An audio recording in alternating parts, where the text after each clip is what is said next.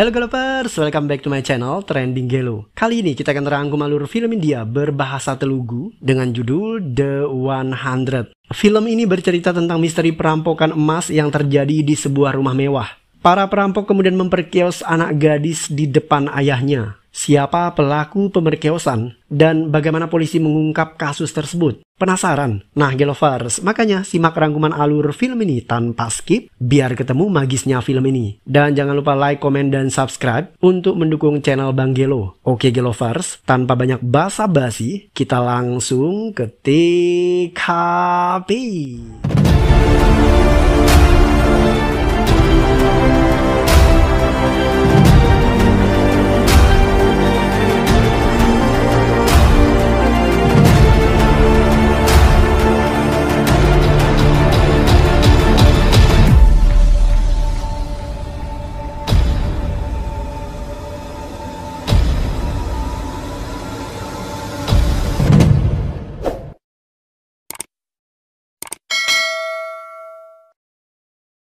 Madu pacaran dengan Samir. Mereka sudah menjalin hubungan selama 1 tahun. Hari itu Samir mengajak Madu kencan di sebuah kafe. Madu tampak kecewa karena Samir menyadap ponselnya. Samir berusaha meminta maaf. Dia janji tidak akan melakukan itu lagi. Samir sebenarnya penasaran dengan salah satu isi WA Madu. Ada seseorang yang mengirimkan pesan yang mencurigakan. Samir bertanya apa sebenarnya yang terjadi. Tetapi Madu tidak mau menjawab Samir. Dia semakin tertekan dan pada akhirnya Madu kemudian bundir.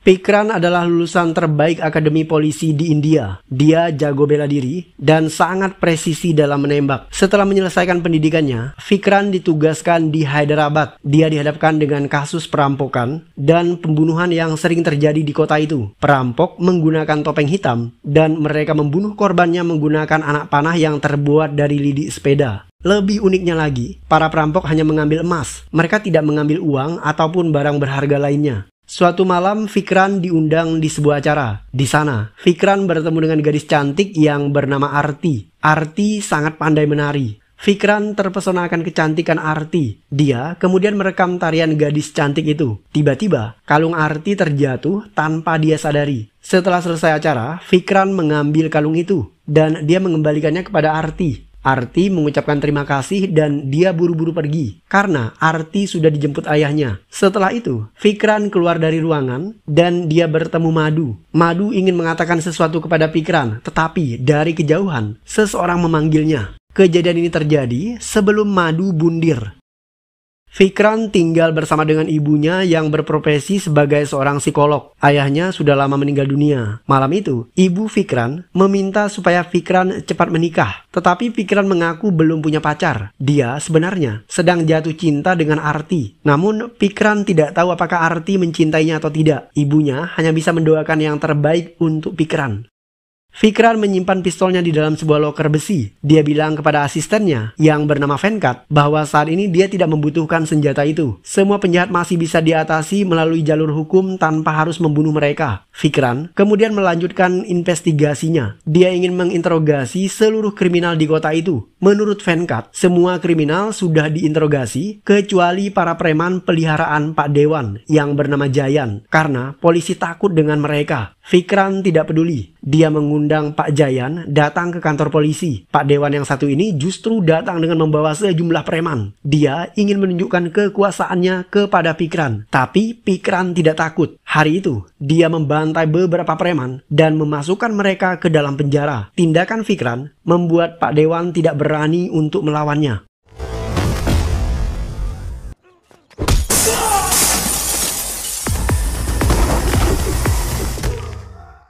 Saat pulang ke rumah, Vikran melihat ibunya sibuk berbicara dengan pasiennya melalui panggilan telepon. Setelah itu ibu Vikran curhat. Ada seorang pasien bernama Samir dan dia merasa bersalah karena menyadap ponsel kekasihnya Madu. Akibat tindakannya itu, Madu kemudian bundir. Kematian Madu membuat Samir hingga saat ini masih hidup dalam bayang-bayang ketakutan. Dia menyesal dan terus merasa bersalah. Dari informasi ibunya, Fikran jadi tahu jika Samir adalah seorang hacker. Keesokan paginya, Fikran segera bertemu Samir. Dia ingin tahu apa yang terjadi kepada kekasihnya. Samir mulai bercerita. Dia menyadap ponsel Madu untuk mengetahui apakah Madu setia atau tidak dalam hubungan mereka. Samir menemukan pesan yang ditulis oleh anonim. Pesan itu berbunyi, "Jika kamu ingin hidup, kamu harus mengikuti apa yang aku inginkan." Samir penasaran dengan isi pesan itu, dan dia bertanya langsung kepada Madu, siapa yang mengirimkan pesan itu, dan apa sebenarnya yang terjadi kepada Madu. Tetapi Madu tidak mau bercerita, dia justru bundir. Samir menyesal telah menyadap ponsel kekasihnya. Jika dia tidak menyadapnya, mungkin Madu tidak akan melakukan tindakan bundir. Untuk membantu menyelesaikan kasus Samir dan kasus perampokan di kota Hyderabad, Fikran kemudian mempekerjakan Samir sebagai hacker di kantornya.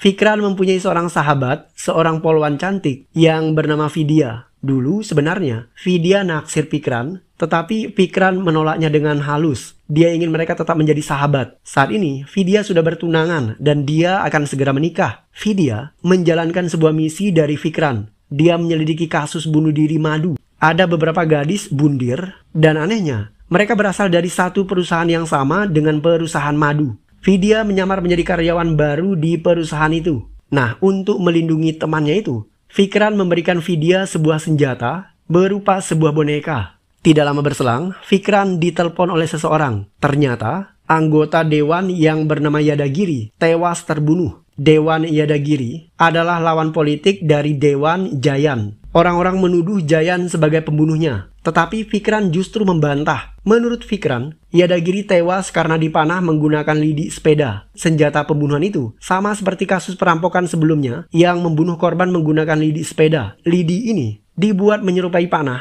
dan diberikan racun dari tanaman liar. Fikran menganalisa tanggal kejadian perampokan dan dia menemukan satu petunjuk penting. Ternyata perampokan itu selalu terjadi saat malam bulan baru. Pada kasus kematian Yadagiri, para perampok tidak sempat mengambil emas karena Yadagiri punya senjata dan melepaskan tembakan ke arah mereka. Itu sebabnya di tempat itu ditemukan peluru. Para perampok yang ketakutan segera melarikan diri.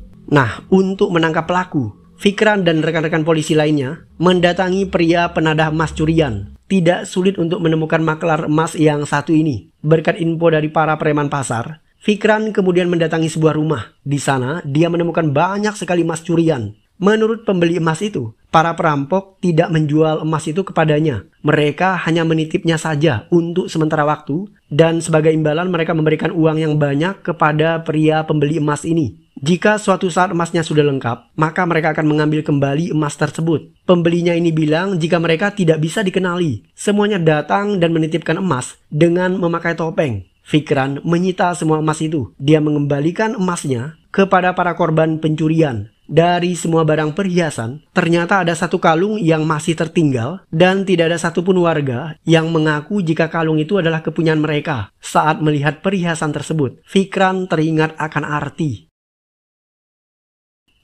Fikran mendatangi rumah Arti. Dia disambut oleh ayahnya. Keluarga itu tampak aneh. Semua korban perampokan mengklaim emas mereka di kantor polisi, tetapi tidak dengan keluarga Arti. Bahkan ketika Fikran menyodorkan kalung tersebut, ayah Arti bilang mereka tidak punya kalung seperti itu. Kemungkinan itu punya orang lain. Fikran tidak percaya. Dia yakin jika kalung itu milik Arti. Fikran kemudian bilang, "Jika ini bukan milikmu, tolong tunjukkan kalung yang kalian punya." Nah, di saat itulah Arti keluar dan menjawab, "Maaf Pak, kami tidak bisa menunjukkan kalungnya. Karena saat ini kalung itu dipinjam oleh saudara untuk acara pernikahan." Jawaban Arti membuat Fikran semakin curiga. Fikran segera memeriksa video yang pernah dia rekam. Di sana tampak jelas jika kalung itu memang punya Arti. Bahkan di bagian yang rusak juga sama persis. Tetapi yang mengherankan adalah kenapa Arti dan ayahnya berbohong tentang kalung itu. Baru kali ini terjadi jika ada orang yang menolak diberikan emas yang memang kepunyaan mereka sendiri. Ayah Arti menemui Fikran. Wajahnya diselimuti kesedihan. Pria tua itu kemudian bercerita. Nama pria ini adalah Rama Krishna, dan kalung itu memang kepunyaan putrinya. Rama bekerja di sebuah perusahaan sebagai seorang public relation. Dia punya istri bernama Lata, seorang penari tradisional. Lata menurunkan bakatnya kepada Arti, putri sematawayang mereka. Arti bekerja di sebuah perusahaan yang ternama di India. Meskipun demikian, dia punya hobi yang sama dengan ibunya, yaitu menari tarian tradisional. Arti sesekali biasanya diundang dalam acara tertentu untuk menari. Kehidupan keluarga Ramakrishna ini sangat bahagia. Tetapi, suatu malam tragedi terjadi, dan tragedi ini menghancurkan kebahagiaan mereka. 5 orang kawanan perampok masuk ke dalam rumah mereka, dan mulai memukul ibu Arti hingga jatuh pingsan. Ayah Arti tidak bisa melawan, karena dia diikat pada kursi oleh 3 perampok lainnya. Saat itu, Arti sedang berada di kamarnya. Dia turun ke bawah untuk mengambil air minum. Arti berusaha melepaskan ayahnya, namun sayang, dia justru diperkeos oleh 5 perampok di depan mata ayahnya sendiri. Bahkan, kejadian tragis itu divideokan oleh para pelaku kejahatan itu.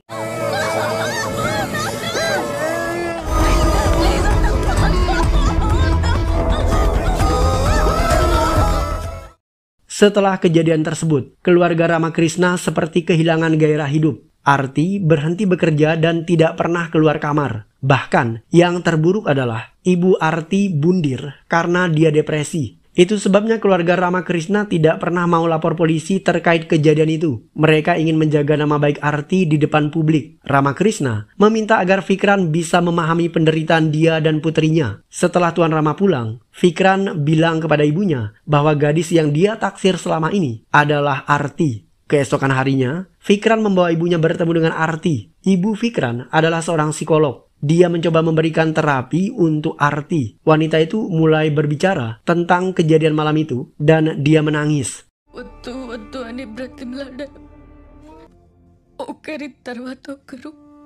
Fikran ingin tahu ciri-ciri pelaku dan Arti mengatakan bahwa dia tidak ingat apapun karena saat itu setelah diperkeos oleh 5 pria, dia jatuh pingsan. Ketika tersadar, dia mengambil botol dan melempar salah satu pria bertopeng. Botol itu pecah dan melukai wajahnya. Pria itu marah dan menendang Arti. Fikran meminta Samir untuk mengecek kamera CCTV jalanan. Mereka menemukan sebuah mobil van terparkir tidak jauh dari rumah Arti ketika malam kejadian. Mereka bahkan melihat para penjahat bertopeng itu masuk ke dalam mobil. Samir berhasil melacak plat kendaraan dan dia mendapatkan nomornya. Ketika malam bulan baru tiba, polisi segera melakukan patroli. Seperti biasa, para perampok beraksi di malam tersebut. Polisi berhasil menemukan mobilnya dan mengejar pelaku.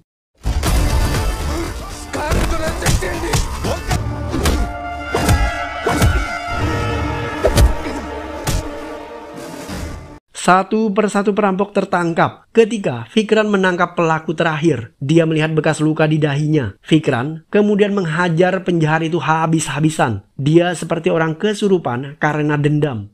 Keesokan paginya, Fikran datang ke rumah sakit. Dia bertanya, kenapa para penjahat tega memperkeos gadis itu? Para perampok mengaku bahwa mereka memang mencuri emas, tetapi mereka tidak pernah memperkeos seorang gadis. Ketika masuk ke dalam rumah, perampok itu menemukan rumah itu sudah berantakan. Mereka mulai menjarah emas, tetapi ketika Arti tersadar dari pingsannya, dia melempar botol yang membuat perampok itu marah dan menendangnya. Dalam proses perampokan tersebut, para penjahat ini meyakini jika mereka membunuh seseorang, maka hal itu dianggap sebagai pengorbanan terhadap dewa mereka. Karena selama ini, mereka mencuri emas untuk membuat patung dewa. Bagi mereka, menodai seorang gadis akan membawa nasib buruk bagi keberlangsungan suku mereka, dan dewa mereka dianggap tidak suci. Setelah mendengar penjelasan para perampok, Fikran akhirnya berpikir kemungkinan ada orang yang melakukan perampokan dengan menyamar seolah-olah mereka adalah perampok emas. Fikran pulang ke rumah dan di sana dia melihat berita di TV. Wartawan mengetahui jika Tuan Ramakrishna dirampok dan putrinya diperkeos. Fikran geram kepada para wartawan itu karena mereka tidak menghargai privasi korban. Fikran segera menelpon anak buahnya Venkat. Venkat bilang berita itu bocor ke media karena saat ini pelaku pemerkosaan yang sebenarnya sudah menyerahkan diri di kantor polisi. Fikran bergegas ke sana. Dia menemukan pelaku yang sudah dikerumuni oleh wartawan. Mereka ternyata 5 remaja yang tergolong anak di bawah umur. Menurut pengakuan salah seorang pelaku, mereka menyerahkan diri karena takut ditembak mati oleh polisi.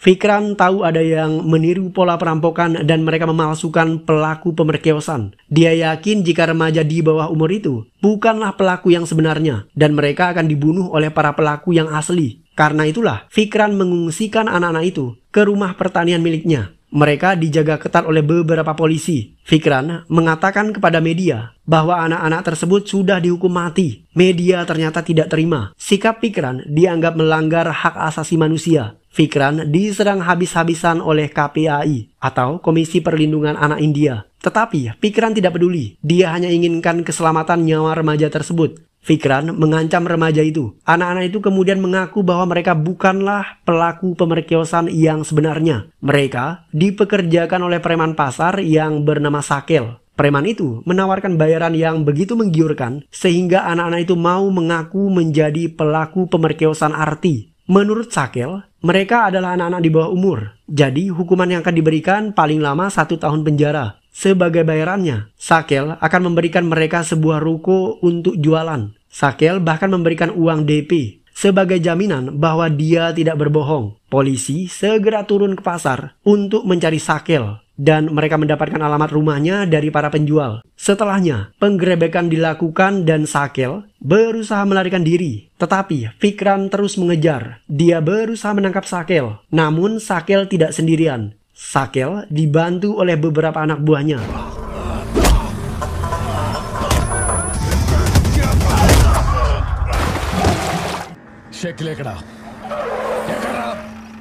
Setelah tertangkap, Sakel menunjukkan rumah bos yang memerintahkan dia untuk membayar anak-anak di bawah umur, mengaku menjadi pemerkios Arti. Fikran segera ke sana, tetapi bos Sakel ternyata sudah tewas terbunuh. Pembunuh selalu selangkah lebih cepat di depan Fikran. Fikran kembali ke rumah pertanian miliknya untuk memeriksa anak-anak yang mengaku menjadi pemerkios dan di sana Fikran menemukan mereka semua sudah tewas terbunuh. Bahkan para polisi penjaga juga dihabisi oleh pelaku. Fikran curiga kenapa pembunuh selalu selangkah lebih cepat dari gerakan Fikran sendiri. Fikran kemudian sadar, jangan-jangan pembunuh menyadap ponselnya. Dia meminta Samir untuk memeriksa dan ternyata benar. Ponsel Fikran telah disadap. Sejak saat itu, dia tidak mau menggunakan ponselnya untuk membahas kasus tersebut. Fikran dan ibunya datang ke rumah Arti. Dia berusaha memberikan penghiburan dan dukungan semangat kepada Arti. Arti terkesan dengan kebaikan Fikran dan dia jatuh hati kepadanya. Sejak saat itu Arti mulai kembali tersenyum. Dia bahkan berhayal suatu hari nanti Fikran akan melamar dirinya. Tetapi ketika sadar bahwa dirinya sudah tidak suci, Arti menangis.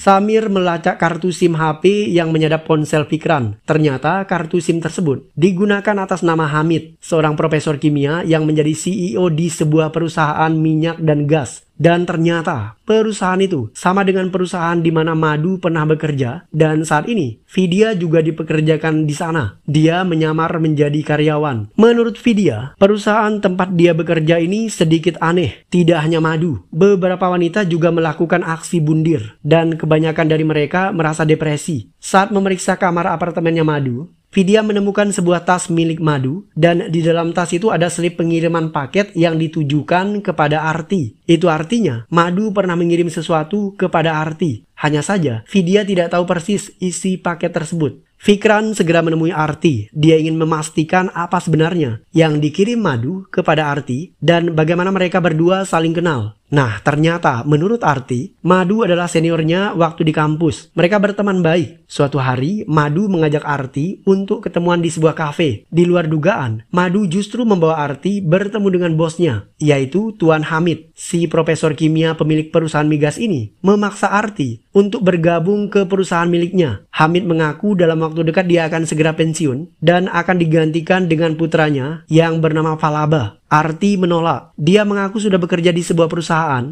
dan tidak akan pindah ke perusahaan yang lain. Tetapi Tuan Hamid sedikit memaksa. Karena Arti menolak, dia bahkan menelpon putranya dan meminta Arti supaya video call dengan putranya Falaba meskipun dipaksa dengan cara seperti itu. Tetapi Arti tetap menolak permintaan dari Hamid dan juga putranya. Dia tidak ingin bergabung dengan perusahaan lain. Setelah kejadian itu, Arti kesal dengan sikap Madu yang terkesan memaksa. Madu hanya bisa meminta maaf dan dia senang Arti menolak tawaran pindah perusahaan perusahaan. Meskipun demikian, setelah hari itu, Madhu terus menghubungi Arti. Dia bahkan menelponnya berulang kali untuk menawarkan hal yang sama. Merasa terganggu, Arti kemudian memblokir nomor HP Madhu. Dan alangkah terkejutnya Arti ketika dia mengetahui jika saat ini Madhu ternyata bunuh diri.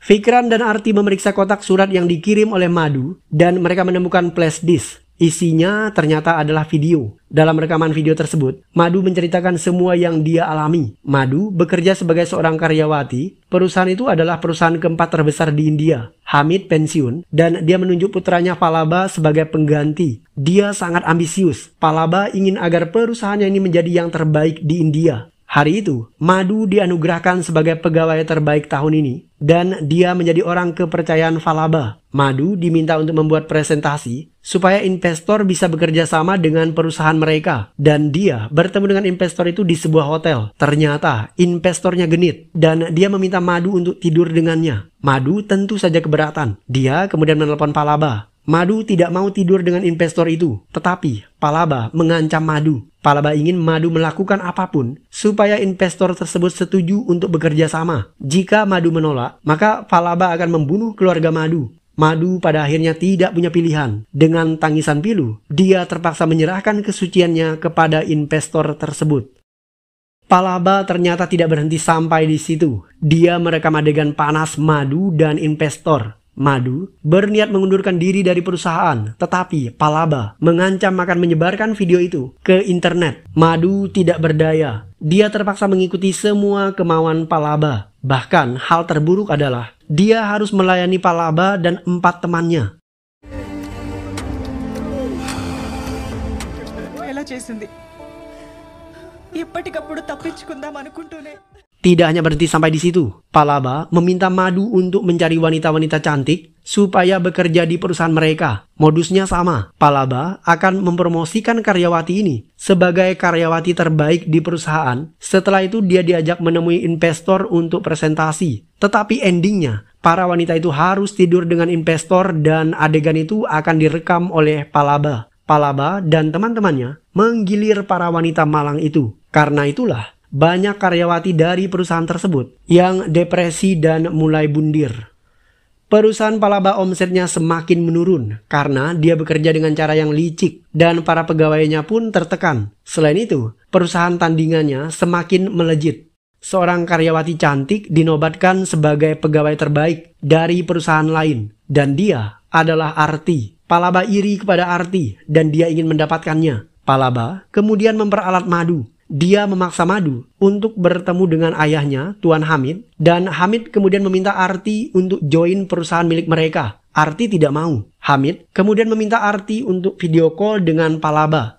Hamid menjanjikan posisi yang menggiurkan untuk Arti. Tetapi Arti tetap dengan pendiriannya. Dia tidak mau pindah perusahaan. Nah, karena Arti menolak, Palaba terus menekan Madhu. Dan Madhu terus menelpon Arti supaya bergabung dengan perusahaan Palaba. Merasa terganggu, Arti kemudian memblokir nomor WA Madhu. Palaba tidak menyerah. Dia terus mencari cara supaya bisa mendekati Arti. Suatu hari, Palaba datang ke sebuah acara. Dia mengincar Arti. Di sana, ada seorang investor kaya raya. Investor itu ternyata naksir Arti. Palaba mendekatinya dan berjanji akan memberikan investor itu tubuh Arti untuk dinikmati. Dengan syarat dia harus menanamkan sahamnya di perusahaan Palaba. Madhu mengetahui rencana jahat Palaba. Dia mencoba memberitahu Arti, tetapi Arti tidak mau bicara dengan Madhu. Di saat itulah, Vikran muncul dan mengembalikan perhiasan Arti. Tidak lama kemudian, Madhu dengan sengaja menyenggol Vikran. Dia ingin minta tolong kepada polisi Vikran, tetapi mendadak Palaba muncul dan melarang Madhu. Kali ini, Palaba mengancam akan membunuh pacarnya Samir jika Madhu berani lapor polisi. Nah, karena tertekan, Madhu akhirnya bundir. Tetapi sebelum bundir, dia merekam video untuk dikirimkan kepada Arti supaya Arti mau memaafkan Madhu. Setelah melihat video itu, Arti menyesal telah memblokir Madhu. Fikran menginterogasi Hamid. Dari keterangannya, diketahui jika perusahaan Hamid pernah mengalami kebocoran gas dan menewaskan 227 orang. Hamid menyuap semua anggota pemerintah yang memberikan izin perusahaannya, tetapi ayah Arti tidak bisa disuap. Dia membuat laporan dan siap memberikannya kepada pengadilan. Karena itulah, Hamid mengincar keluarga Tuan Ramakrishna. Selain itu, Arti juga sangat cemerlang dalam menangani perusahaan lain. Karir Arti meroket dan membuat perusahaan Palaba semakin sepi investor. Yang datang hanya investor hidung belang. Akibatnya, perusahaan Palaba diambang kebangkrutan. Karena itulah dia mengincar Arti supaya bergabung di perusahaan miliknya. Tetapi karena Arti terus menolak, Palaba dan teman-temannya memperkeos Arti.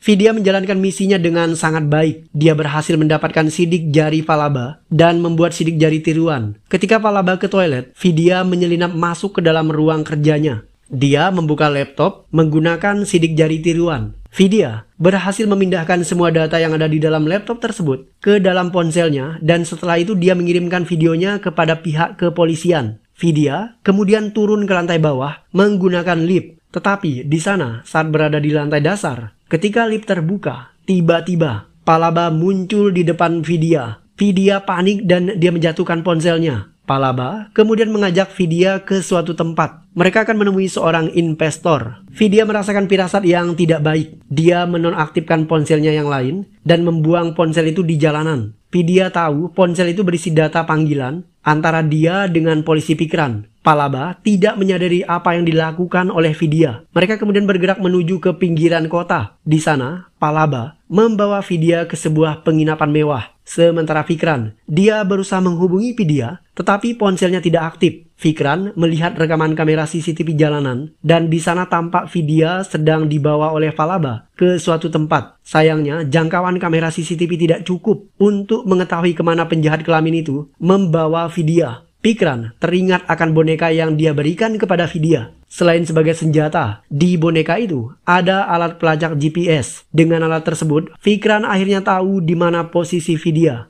Palaba menawarkan Vidya minuman, tetapi Vidya tidak mau. Palaba kemudian bertanya, "Siapa kau sebenarnya?" Vidya tidak mau menjawab. Palaba kemudian menunjukkan kamera CCTV yang terekam di ponselnya. Di sana tampak Vidya masuk ke kantor Palaba dan mengambil sesuatu dari laptop. Nah, di saat itulah Vidya sadar jika penyamarannya sudah terbongkar. Vidya akhirnya ditangkap dan dibawa ke kamar tertutup. Palaba terus menanyakan pertanyaan yang sama. Siapa Vidya sebenarnya? Vidya tetap tidak mau menjawab. Karena itulah Palaba menamparnya berulang kali. Wanita itu kemudian dikurung di dalam kamar dengan kaki dan tangan yang terikat.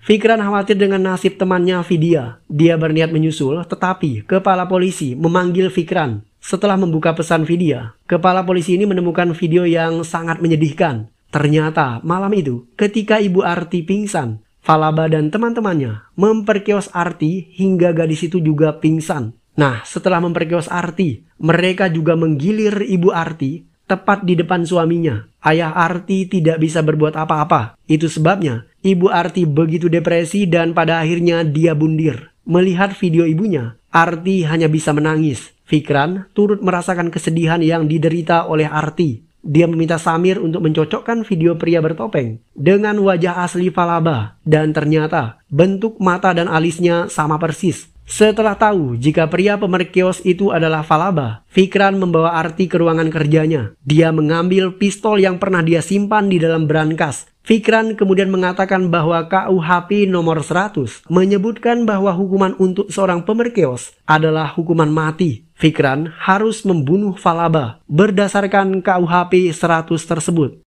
Vidya diikat dan dikurung di dalam kamar. Vidya tetap bungkam di dalam kamarnya, walaupun dia ditampar berulang kali oleh Palaba. Ketika terkunci di kamar sendirian, Vidya berhasil melepaskan diri menggunakan boneka yang ternyata adalah senjata rahasia, hadiah dari Fikran. Ketika anak buah Palaba masuk ke dalam kamar, Vidya menghajarnya dan dia berhasil turun ke bawah. Ternyata di sana sudah ada Fikran dan Arti yang menyusul Vidya. Fikran turun dari mobil. Dia menghajar semua anak buah Palaba dan meminta Vidya merekam adegan tersebut. Karena tidak mampu mengalahkan Fikran, Palaba segera kabur menggunakan mobilnya. Dia menelpon ayahnya untuk meminta bantuan, tetapi ayahnya justru ditangkap oleh polisi. Falaba kemudian melarikan diri ke tempat anggota dewan dan berharap bisa mendapatkan perlindungan, tetapi anggota dewan itu sudah bertobat dan dia tidak mau melindungi penjahat. Tidak lama kemudian, Fikran datang bersama dengan Vidya dan juga Arti. Fikran kembali bertarung dengan Falaba dan seperti biasa, dia tidak terkalahkan.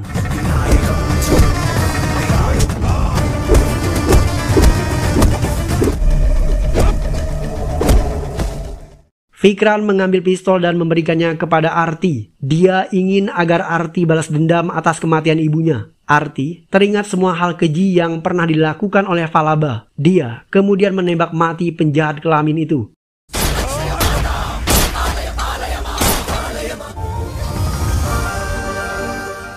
Setelah Falaba tewas, Fikran kemudian melamar Arti menjadi istrinya. Wanita itu terharu dan memeluk Fikran dengan penuh kebahagiaan. Dan film pun berakhir.